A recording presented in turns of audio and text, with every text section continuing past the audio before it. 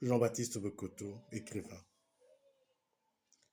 À l'heure où le débat sur l'immigration bat son plein, avec le deal fait entre la République démocratique du Congo et les États-Unis d'Amérique sur l'expulsion et le rapatriement euh, vers la République démocratique du Congo des candidats demandeurs d'asile déboutés euh, aux États-Unis, je me sens obligé de dire un mot. Vous savez, en 1960, la République démocratique du Congo prend son indépendance. Et avec tous les événements qui se sont passés, les Belges ont quitté massivement euh, le territoire congolais, ce qui a fait que il n'y avait plus pratiquement des enseignants, des médecins, des agronomes, des techniciens qui sont partis en masse et qui ont laissé un vide, qui ont créé un vide criant au niveau de l'administration.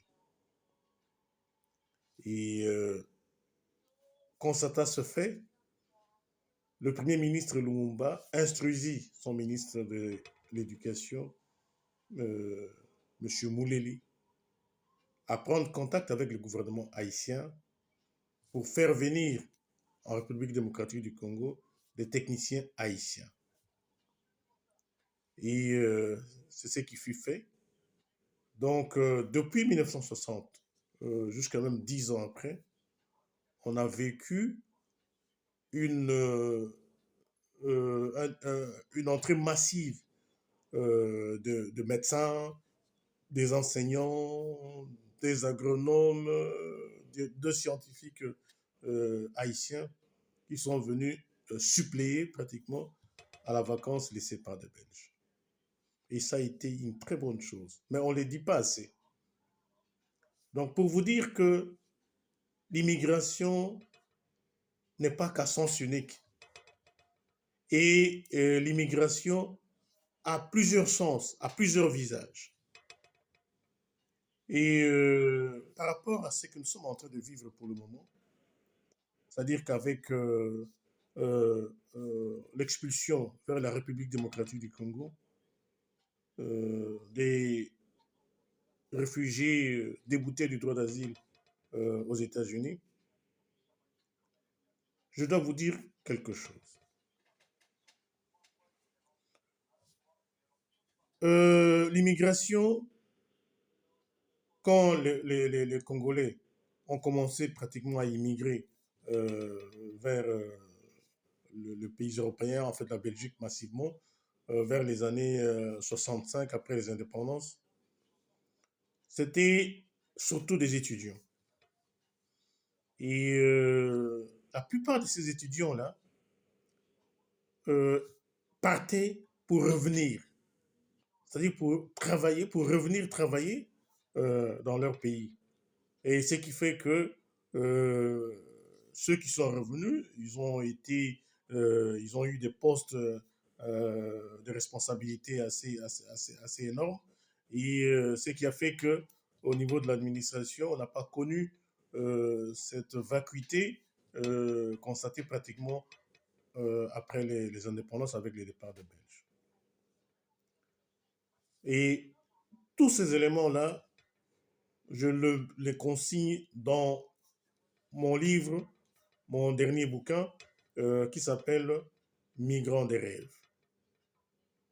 Et pendant tout un cycle, je vais vous parler de mon livre, là, Livrant des rêves, qui est Migrants des rêves, qui est une sorte de roman. Et ça va vous aider à comprendre beaucoup de choses. Voilà. En 1960, quand le Congo a eu son indépendance, il y a eu des troubles, vous le savez. Et pratiquement toutes les familles belges ont quitté massivement le Congo. naturellement y compris les techniciens, c'est-à-dire que les médecins, les professeurs d'université, les agronomes, en tout cas, tous ceux qui étaient dans le métier sont partis.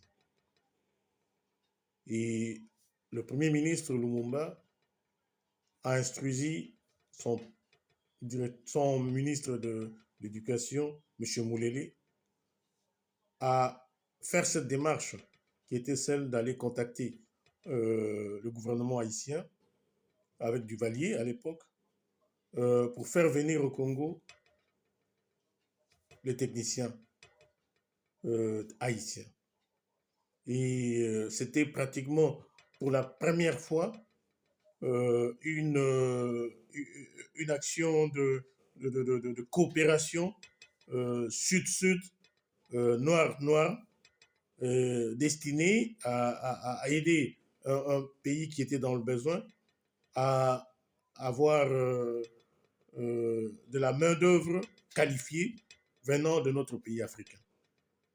Et ça a été une fierté parce que ces Haïtiens qui étaient des enseignants, qui étaient des médecins, qui étaient des techniciens, tout ça, ont fait du travail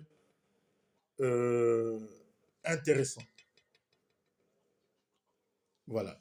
Donc, ce phénomène d'immigration venant de l'extérieur, l'immigration par le travail, naturellement, a été quelque chose de bénéfique.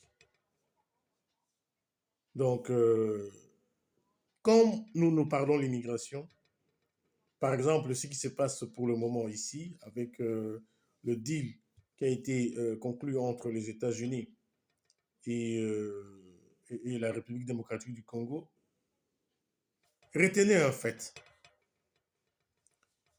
Si les gens viennent de l'extérieur, ils ont de l'expertise, ils ont de la connaissance et ils peuvent être utiles au pays,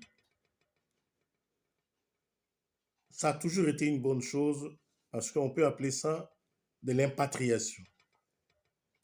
Il suffit que ces gens-là, on identifie d'où ils sont, qui étaient-ils.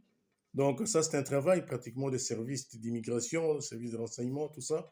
C'est utile pour savoir si ces gens-là n'étaient pas des terroristes, par exemple. Mais dans l'instant où ces gens sont fichés, on essaie d'identifier leur expertise, on essaie de savoir ce qu'ils peuvent faire pour le pays, on peut mettre en place une programmation d'impatriation. On essaie de voir le domaine dans lequel ils peuvent exceller. Ils apprennent une des langues de la République démocratique du Congo. Ils apprennent un peu l'histoire de la République démocratique du Congo. Et on les installe dans une contrée dans laquelle ils peuvent être utiles.